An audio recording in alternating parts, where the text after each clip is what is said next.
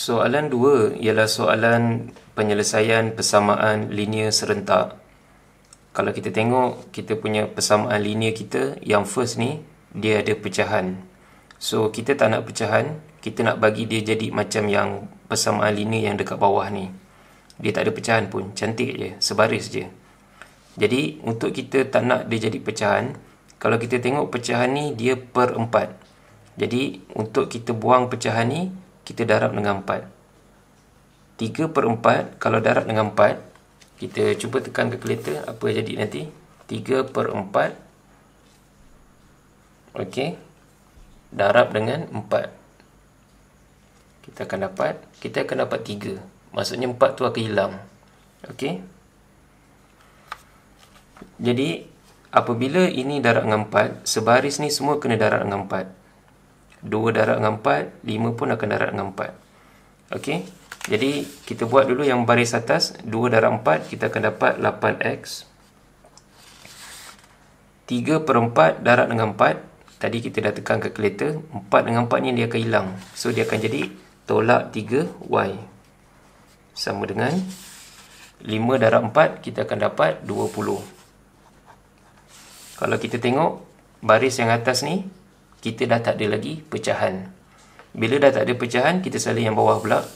X tambah 6y sama dengan negatif 23.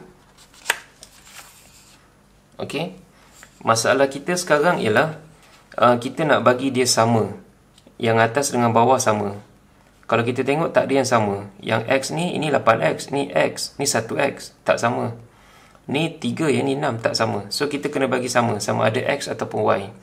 So saya pilih y. Maksudnya saya akan 3 ni saya darab dengan 2. Kalau 3 darab 2, dia akan dapat 6 kan. Maksudnya sama dengan yang bawah nantilah. Jadi apa yang saya buat, kalau ni darab 2, sebaris tu semua darab dengan 2. Okey, so saya tulis yang baru. 8 darab 2 jadi 16, 16x. Tolak 3 darab 2 dapat 6y, sama dengan 20 darab 2 jadi 40.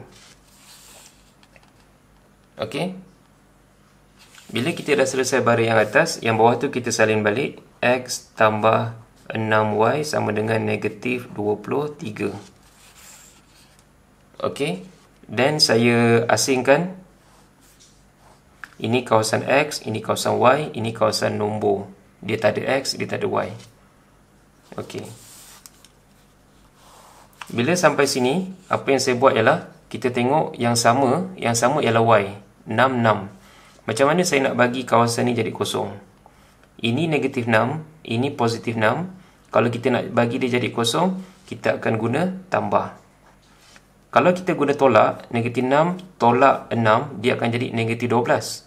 Jadi kita tak boleh guna tolak, kita guna tambah supaya ini jadi kosong. Negatif 6 tambah 6 akan jadi kosong. Okey, seterusnya 16 tambah 1, ni 1 17x. 40 tambah negatif 23, kita akan dapat 17.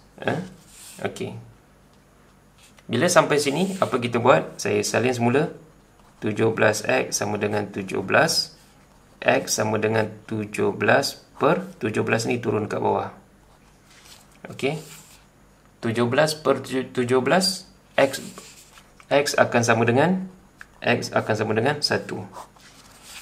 17 bahagi 17, kita akan dapat 1. Okey, bila kita dah dapat X sama dengan 1, sekarang kita nak cari Y. Untuk cari Y, saya boleh guna yang atas ni boleh, yang bawah ni pun boleh, yang ini pun boleh. Tak kisah, saya ambil yang ni lah. Saya ambil yang bawah tu. Okey, saya salin balik. X tambah 6y sama dengan negatif 23. Okey, sekarang yang kita tahu ialah X ialah 1. X ni saya tukar jadi 1 tambah 6y sama dengan negatif 23.